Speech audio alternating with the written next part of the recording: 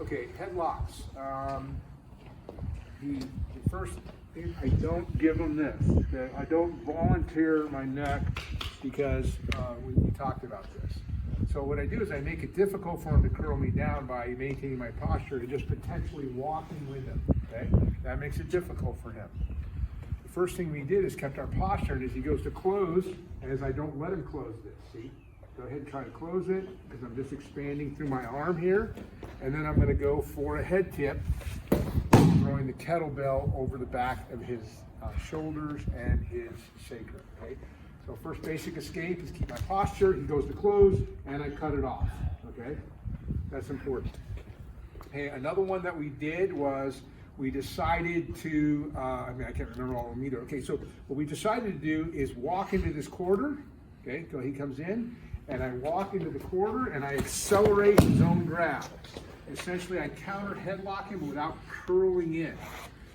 It's important that I make this circle as big as possible. I don't want to come in like this because I don't want him. He's curling me in. This little airplane flies way out and around, and I turn from my hips and I put him down. It is actually a hip throw, even though you see my arm. Another one that we talked about is, yes, he gets it closer to his chest. My cool posture didn't work. So what I do is I put my head deep into his chest. He's pulling it hard, and I take my heavy bowling ball on my head and I put it into his rear triangulation point. I'm essentially melting this big fat old kettlebell put it in, and it's better if I get it in motion as opposed to not being in motion. Another option, I position my foot right next to his feet. Let's go back and film this right here. As he puts it in, I find myself right here. I get it here. I want my knee relatively close. As he starts to torque, I present my hips and my knee to the rear of his knee, and guess what? He doesn't like it. There's a lot of pressure, and of course, I will follow this all the way to the ground to get compliance. If I don't like him, I will snap his ankle after that. Because normally it will be up. He'll be, ow, ow, ow. I let it off and I snap the ankle. That's no good for him. Let's say it's very low and I forget all that stuff.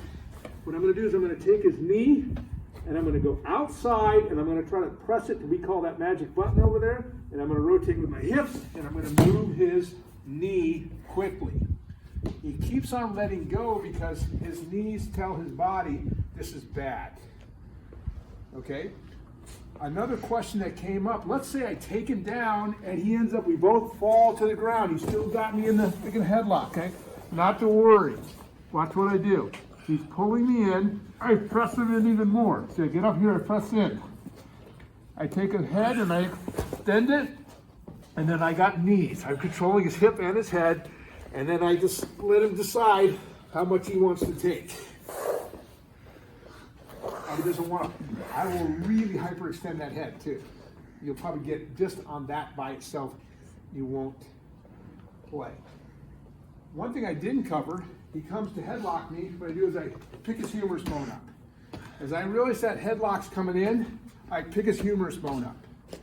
Why let him get it? The other one is underneath. Sort of a cow catcher, underneath like this. I catch his humerus bone. What bone controls the upper body in balance? The humerus bone. I'm going to give you a bunch of it because while we're doing headlocks. Put the headlock on. Move the shoulder over. Quick.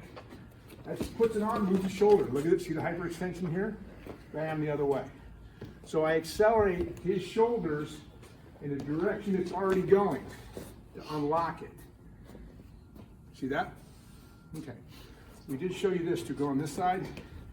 I come in here and I dig into his hips. I twist this way, which he doesn't like. I step out and I rotate the plate, which is his hips. And for me, I like to tip it a little bit too. Not only do I spin the plate this way, but I spill the food off of it at the same time. So it looks strong, but I give him an input to make it like he doesn't want that. He wants to actually torque back the other way. So I rotate him out with his hips. And I tip it. There's many, but that's probably plenty, right?